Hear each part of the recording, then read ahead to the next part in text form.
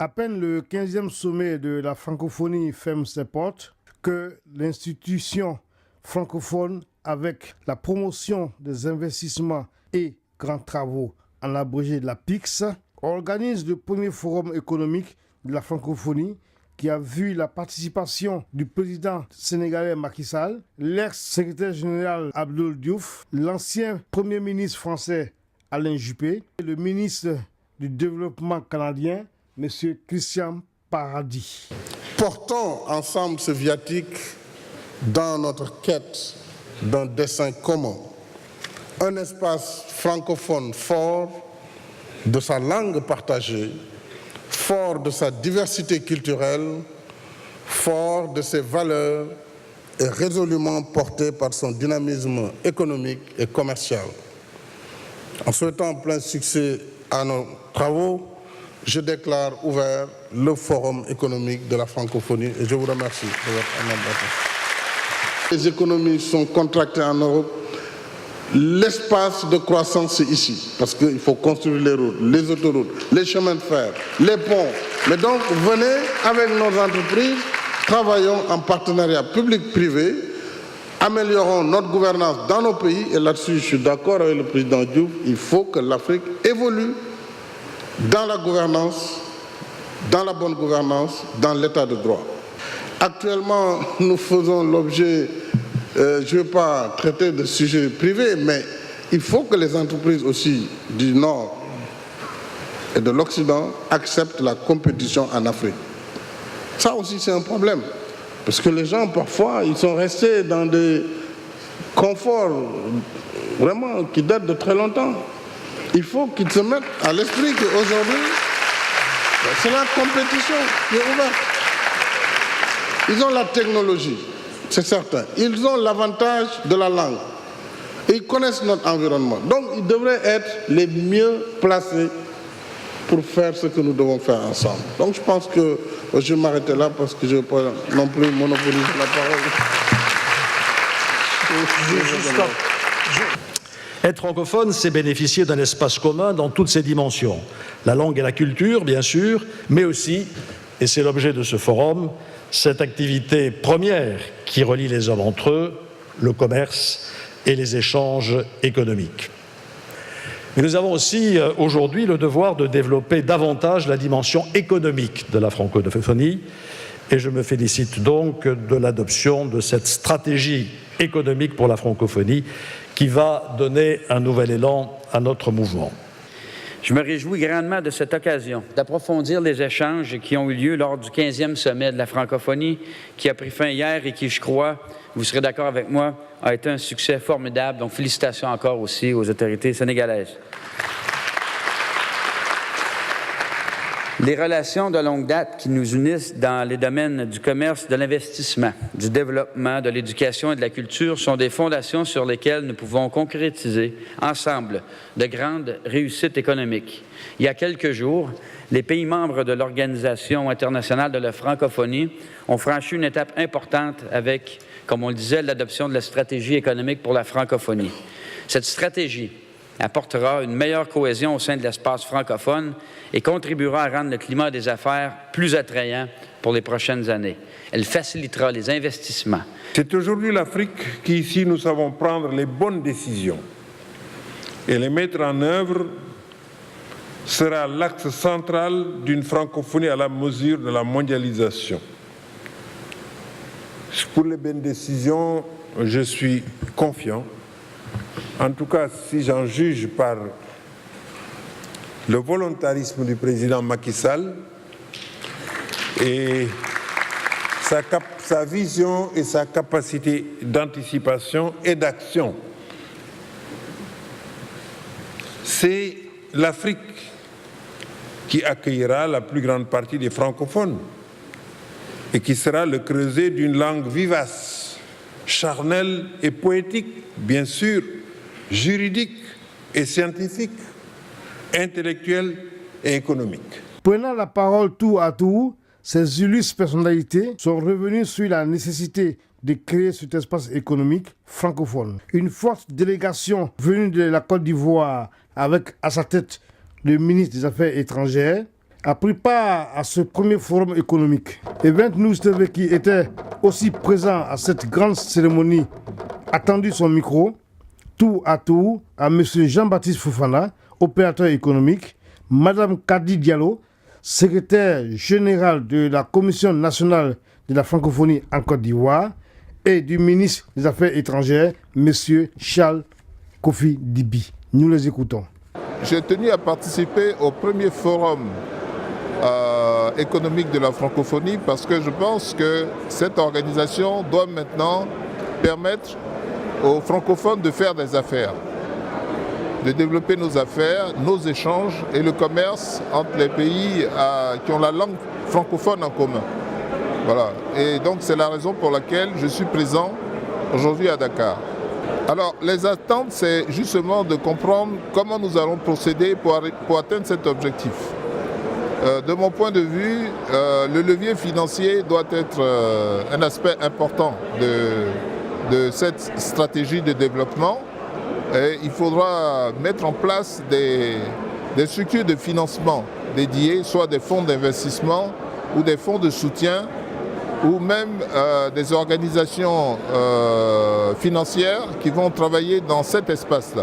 Bonjour, alors je suis effectivement la secrétaire générale de la Commission nationale de la francophonie en Côte d'Ivoire et à ce titre donc l'interface de l'OIF sur le territoire ivoirien face au gouvernement et au ministère en charge de la francophonie.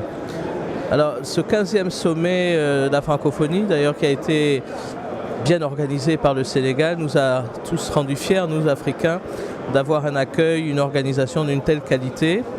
Et je dois dire que c'était un sommet avec beaucoup d'enjeux, notamment celui de l'élection d'un nouveau secrétaire général, en l'occurrence d'une nouvelle secrétaire générale. Et je pense que la Côte d'Ivoire est satisfaite de ce choix, non pas parce que c'était a priori son choix, puisque la Côte d'Ivoire, comme tous les pays africains, se ralliait à un consensus qui a été trouvé certes avec beaucoup de patience et beaucoup de concertation, mais consensus quand même.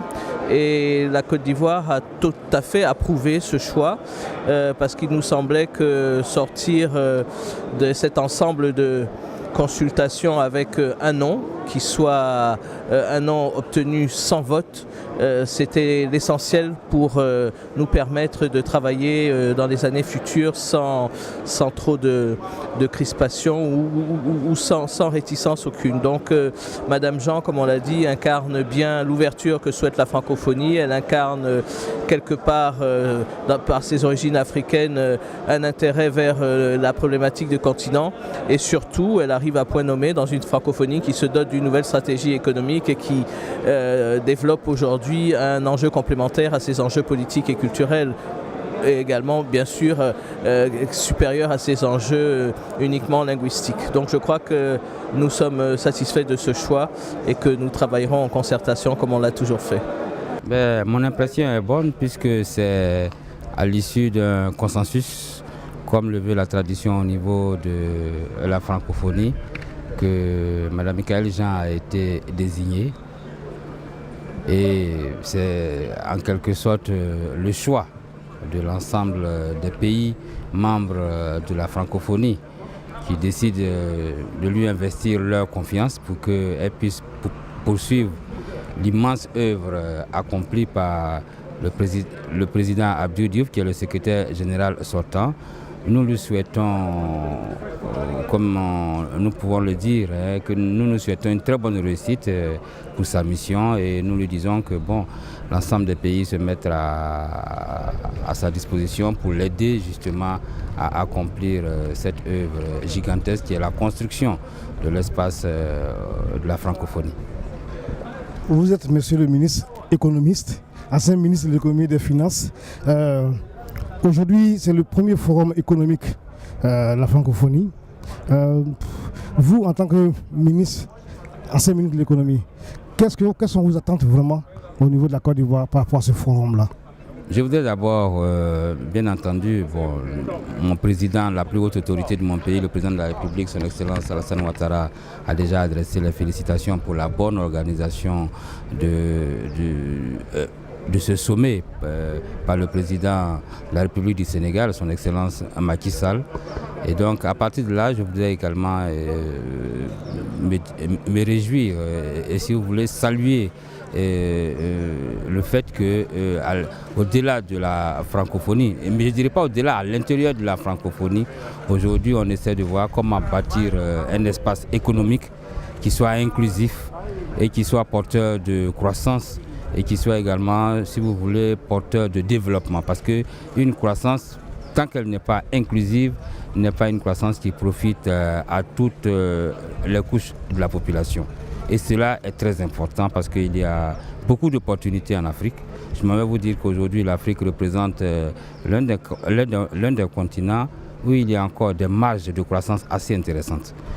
Et nous avons l'avantage d'avoir la même langue. Donc c'est un avantage comparatif assez important. Et donc la tendance naturelle, c'est de converser entre nous parce que nous avons déjà la même langue. Bon, je pense que ça a été une très bonne opportunité. Les discussions qui vont se produire et qui vont se passer d'ici là, je pense, vont pouvoir détecter les leviers sur lesquels on devrait agir pour que, disons, cet objectif-là puisse être atteint. Un espace économique viable à l'intérieur duquel il s'agit simplement de faire en sorte que ce soit un marché équitable et que opérateurs économiques et États puissent avoir, si vous voulez, chacun sa part de contribution pour le bonheur de nos populations, parce que ces populations attendent cela. Et moi, je pense que c'est possible. Et j'en suis heureux et fier, honnêtement, j'en suis heureux et fier. Plusieurs fois, nous avons eu à le déplorer que l'espace n'est pas suffisamment exploité. L'espace que représente la francophonie n'est pas assez exploité.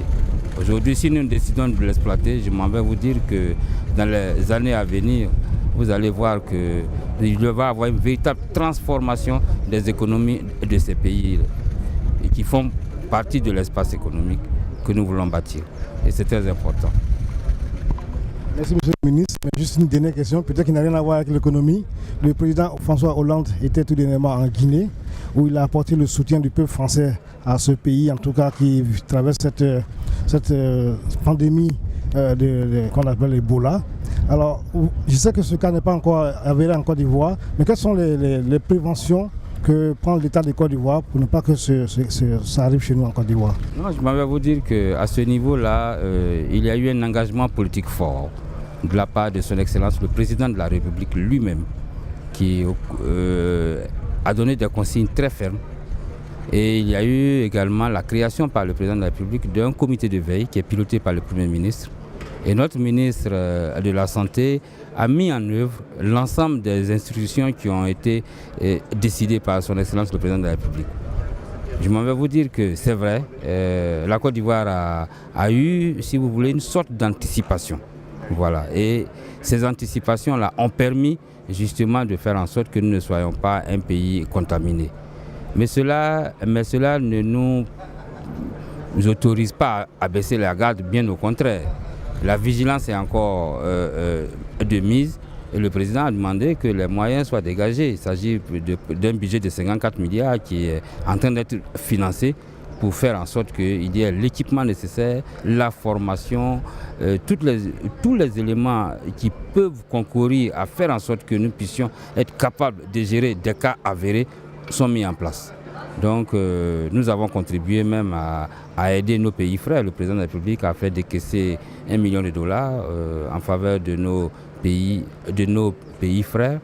Et nous saluons également la présence du président Hollande en Guinée pour dire que la Guinée reste encore, malgré tout, malgré la difficulté qu'elle a, reste un pays fréquentable. Monsieur le ministre, la Côte d'Ivoire is back? Bien entendu, avec ces taux de croissance assez importants qui nous permettent de réduire la pauvreté, parce que voyez-vous, lorsque votre niveau de croissance est 3 fois supérieur à la croissance démographique, ça veut dire que vous commencez à donner du bonheur aux Ivoiriens. Merci beaucoup, monsieur le ministre.